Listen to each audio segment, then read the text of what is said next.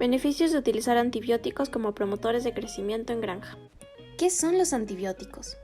Los antimicrobianos son moléculas que pueden ser naturales, sintéticas o semisintéticas con la habilidad de producir la muerte o detener el crecimiento de bacterias, virus u hongos.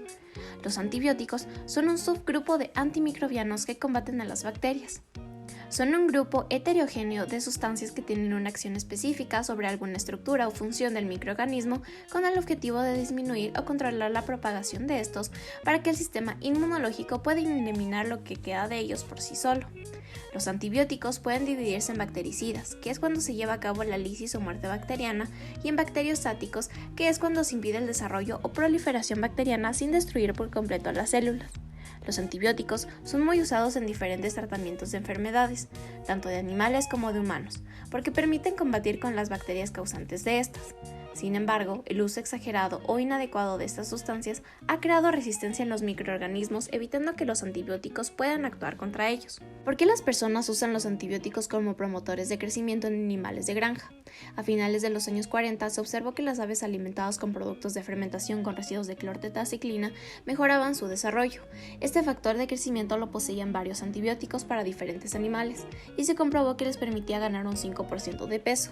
Se cree que es porque modifican la flora microbiana intestinal, disminuyendo los microorganismos causantes de enfermedades subclínicas.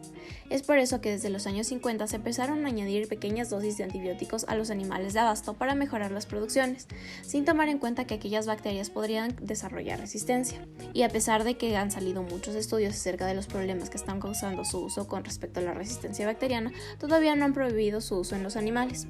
Debemos siempre intentar ser responsables con el uso de antibióticos. Con esto me refiero a que se deben utilizar estricta y únicamente cuando sean necesarios.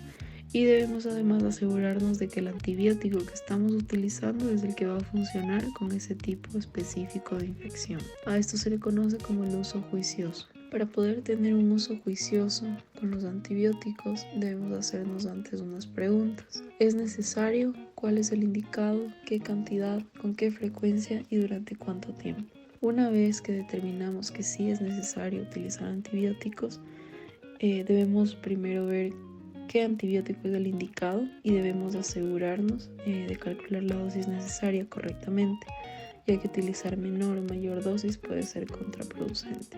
Igualmente es muy importante saber con qué frecuencia, ya que cada antibiótico tiene su horario distinto y durante cuántos días. Una de las consecuencias del mal uso de antibióticos es justamente la resistencia en las bacterias. También se crea menor cantidad de tratamientos disponibles, ya que mientras más resistencia, menores antibióticos podemos usar, y hay mayor riesgo, ya que la infección se puede prolongar y puede haber igual mayor riesgo de mortalidad. Tenemos varios tipos de resistencia a los antibióticos, entre ellos la mutación del receptor, que es cuando el antibiótico no puede vincularse a la bacteria, ya que como su nombre lo dice, hay mutaciones en el receptor. Tenemos también la modificación en el antibiótico, que son la capacidad de algunas bacterias de crear enzimas para modificar las moléculas del antibiótico. La impermeabilidad en la bacteria, que es cuando el antibiótico no puede penetrar a la bacteria porque los poros se cierran. Y la expulsión del antibiótico, que son algunas bacterias que tienen la capacidad de aspirar a los antibióticos fuera de ellas. Entre los tipos de resistencia tenemos a la resistencia adquirida, que es la más común y como su nombre lo indica se da por mecanismos adquiridos como la mutación. Esta mutación es una mutación cromosómica que se da en la descendencia y se da siempre posterior al aplicar el antibiótico. Tampoco hay forma de revertirla. Otro tipo es la resistencia extrasómica, que se da porque se transmiten plásmidos o transposones entre bacterias. Esto se puede dar de tres formas, que sería la transformación, la conjugación y la transducción. En el proceso de transformación, la bacteria incorpora en su genoma ADN suelto de otra bacteria que ya murió. En el proceso de conjugación se pasa el ADN de una bacteria a otra a través de los pilis sexuales y es el mecanismo más común. Por último, en la transducción se pasa material genético entre bacterias mediante un virus o un fago. ¿Qué alternativas hay? Existen 5 alternativas diferentes que se pueden utilizar para reemplazar a los antibióticos, ya que tienen efectos similares por su categorización de aditivos. Estos 5 incluyen a los probióticos, prebióticos, ácidos orgánicos, enzimas y extractos naturales. Los probióticos son cultivos viables de varias especies de microorganismos que al momento de ser administrados como aditivos, los animales tienen modificaciones en la microbiota del tracto digestivo impidiendo que estos patógenos logren colonizarlo o reduzcan su concentración o capacidad de producir toxinas. También se ha demostrado un aumento de concentración de inmunoglobulinas en el tracto digestivo de los cerdos con la administración de Bacillus clausii. Los prebióticos son compuestos no digeribles por el animal que estimulan el crecimiento de determinados microorganismos beneficiosos del tracto digestivo e impiden la adhesión de aquellos que son patógenos. Se usan comúnmente los oligosacáridos que llegan al tracto digestivo sin ser digeridos y son fermentados por las bacterias intestinales. En cerdos, la administración de manano-oligosacáridos mejora la ganancia de peso vivo como algunos antibióticos promotores de crecimiento lo hacen. La gran ventaja de estos es que crean un efecto sinérgico con los probióticos y se pueden usar simultáneamente.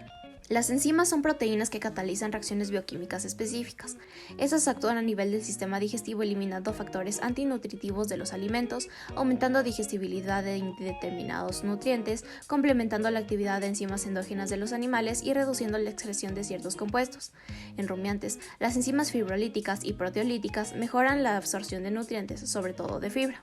En cerdos, en cambio, favorecen la hidrólisis de fibra, incrementan la disponibilidad de nutrientes, metabolizan algunos factores antinutritivos y suplementan el sistema enzimático inmaduro de los lechones. Los ácidos orgánicos reducen el pH del estómago para incrementar la proteólisis gástrica y digestibilidad de los nutrientes. En producción porcina se usan mucho los ácidos orgánicos de cadena corta como inhibidores de hongos. En los rumiantes, los microorganismos fermentan los alimentos y producen ácidos grasos volátiles de cadena corta que proveen la fuente primaria de energía, la cual es absorbida y presentada al hígado. Por último, los extractos de plantas se han usado hace mucho tiempo para el tratamiento de varios procesos patológicos. Actualmente se conocen aproximadamente 1.340 plantas con potenciales fuentes de componentes antimicrobianos por sus componentes como los terpenos, aceites esenciales, cumarinas y flavonoides. Muchas gracias.